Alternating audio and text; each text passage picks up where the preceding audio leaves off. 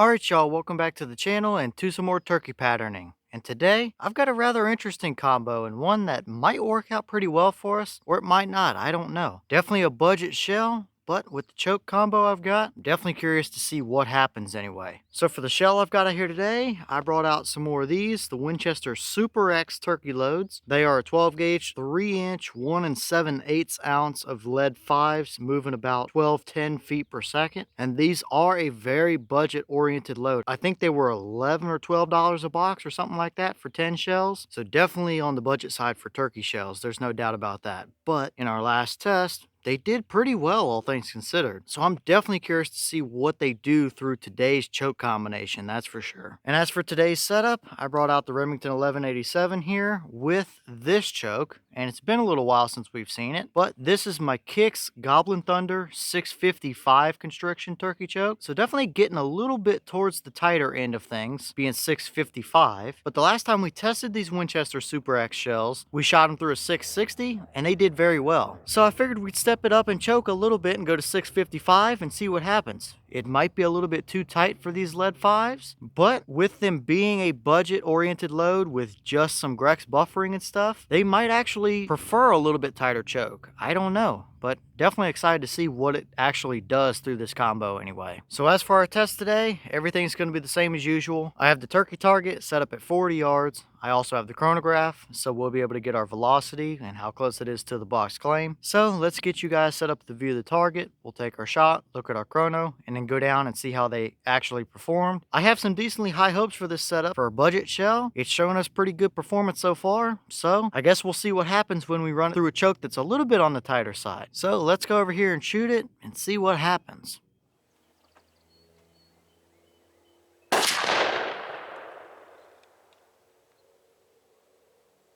Okay, so that shell gave us 1273 through our chronograph. The box claims 1210, so we are a little bit above that. But from what I can remember, it was pretty similar the last time we shot that round through that same shotgun. And we do have the 28-inch field barrel on that gun. So if they tested it through a 24 or 26-inch kind of turkey-oriented barrel length, seeing a little bit more velocity does make sense overall. So not anything I'm too worried about as far as velocity goes. Everything is within reason, I'd say, up here. But how did it actually pattern at 40 yards? Let's go take a look and see. All right, now we're down here at our 40-yard paper, and this is what we got. We absolutely have a dead bird here. There's no doubt about it. Several of them through the brain, and a couple more down the spine. Absolutely would have crushed that turkey. Now, maybe our core area might have favored an inch or two to the left, but overall, there's nowhere on that paper that the bird is going to walk to and get away from you. Now, looking at the pattern as a whole here, we have some good and some bad, kind of a trade-off situation here. I definitely think we tightened our core area up. There's no doubt about that. That looks like a pretty good core area if you draw a circle right in that general area there. So that definitely looks pretty good there. But backing out, we definitely have a whole lot more little flyers and strings around the edges. Especially down there at the bottom, we have some stringy stuff going on there and some sporadic stuff around the rest of the edges. But I'm not at all surprised considering these are lead 5s going through a 655 choke. Even when I shoot something like a longbeard shell through that 655, this is a very similar thing that happens then as well. It definitely tightened our core up,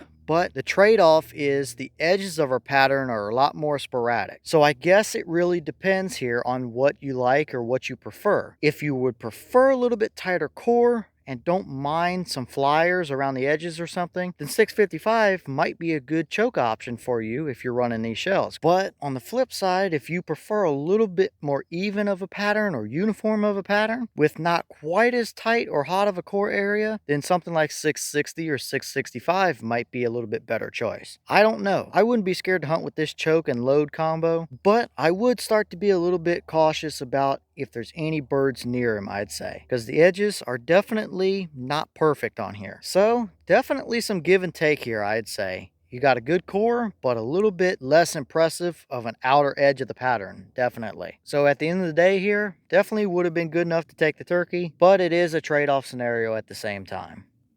Okay, and here's the wad from that shell. As you can see, if you've ever seen any of our other tests or shot a Winchester Longbeard shell, these are straight up just the Winchester Longbeard XR wads, just without that wax type buffer material. These just have the little granulated, as you can see down there in the bottom, the little granulated pieces of Grex with copper plated BBs, but clearly they do pretty decently, all things considered, for a very budget-oriented shell. Now, as for the wad itself, we have a couple tiny little pinholes there, and it does start to look like we jammed our pedals a little bit back into the base here. If it comes across on camera, you can kind of see it's a little bit uneven. So we probably have about hit the constriction limit to where these shells are going to start blowing even more wide open if we go any tighter. But as for the rest of the wad, nothing really too special to see, and looks about how I'd expect it to overall here.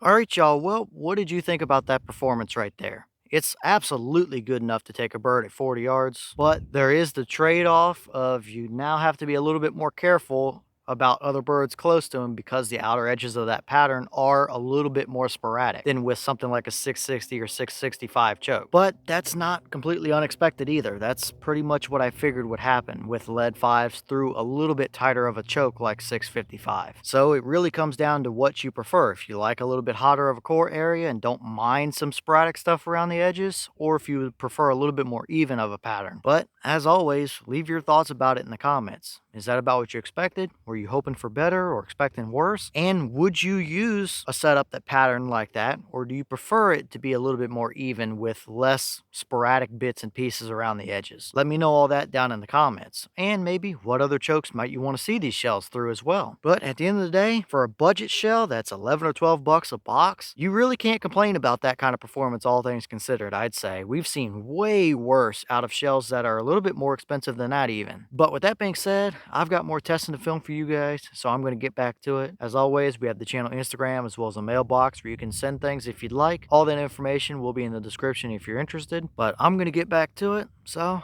I'll see y'all in the next one.